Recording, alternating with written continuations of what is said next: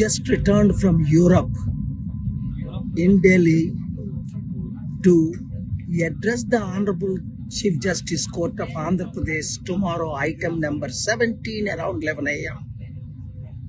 to demand and request the CBI inquiry for the unfortunate, incredible, brutal death of Pastor Praveen Pagada. Crores of people believe it is a murder.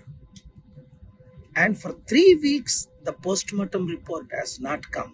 So pray, tomorrow there will be a CBI inquiry direction, justice will be done. Repe, April 16, Andhra Pradesh high court 1లో item 11 గంటలకు ఆన్లైన్లో watch చేయండి. CBI enquiry ఎందుకు వేయాలి?